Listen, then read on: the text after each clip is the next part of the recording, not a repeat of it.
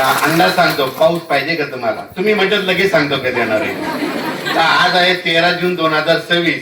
आज देखील तुम्ही इथून हे बियाणं घरून गेल्याच्या नंतर या कळंबमध्ये इथं थोडा पडेल, पण मात्र धाराशिव जिल्ह्यामध्ये बऱ्याच ठिकाणी चांगला पाऊस पडणार आहे, म्हणून ही तुमच्यासाठी आनंदाची बातमी. त्याच्यानंतर 14 तारखेपासून हे पाऊस वाढत जाणार आहे. मात्र तुम्ही बघा 18 तारखेला मात्र तुमच्याकडे 18 तारखेपासून ते 29 जून पर्यंत दररोज तुमच्या वेगवेगळ्या भागात पाऊस पडणार आहे आणि हे तुमचे जे बियाणं नेलेले त्याची पेरणी होणार आहे, म्हणून ही सर्वप्रथम तुमच्यासाठी आनंदाची बातमी. म्हणजे सांगायचं झालं तर 21 जून पासून तर तुम्हाला सांगितलं तर शिवसाहेब संपूर्ण महाराष्ट्रामध्ये 21 जून ते 30 जूनच्या दरम्यान पाऊस पडणार आहे आणि संपूर्ण माझ्या महाराष्ट्रातली शेतकऱ्याची पेरणी होणार आहे, म्हणून हे अंदाज लक्षात येतात. आणि तुम्हाला सांगू इच्छितो, आता साहेब म्हणून लागले यावर्षी एल निनो आहे. तुम्हाला सांगते एल निनो वगैरे काही नाही. यावर्षी तुम्हाला सांगतो सरासरी इतका पाऊस पडणार आहे, जेमतेम पडणार आहे, पिकाला लागल तसा पडणार आहे आणि यावर्षी शेतकरी मालामाल होणार आहे. तर जेमतेम सरासरी इतका कसा, हे तुमचा धाराशिव जिल्हा आहे.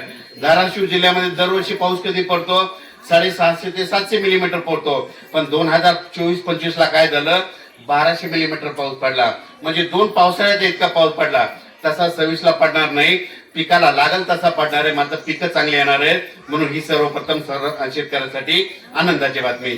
एल निनो बद्दल सांगायचं सगळ्यात महत्वाचं खूप काही आहे, पण तुम्हाला शॉर्टकट मध्ये सांगतो.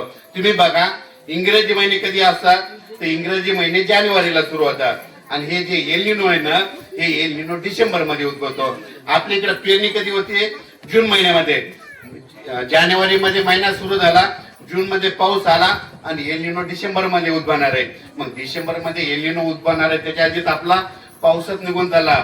म्हणून एल निनो असं या नसो, दरवर्षी आपल्या महाराष्ट्रामध्ये पाऊस येणार हे गणित सगळ्यांनी लक्षात द्यायचं. आपल्या महाराष्ट्राला 2 समुद्र आहेत, एक अरबी समुद्र आणि एक बंगालच्या खाडीचा समुद्र. जरी अरबी समुद्रातून पाऊस नाही आला तर बंगालच्या समुद्रातून पाऊस येतो, सगळ्या शेतकऱ्याची पेरणी करून टाकतो. हे निसर्गाला शेवटी मान्य असतं. म्हणून म्हणतो यावर्षी एल निनो असं या नसतो, दरवर्षी आपल्या महाराष्ट्रामध्ये पाऊस येणार, हे सगळ्या गोष्टी तुम्हाला सांगणार आहे. तर हे सांगत असताना तुम्हाला सांगतो यापुढे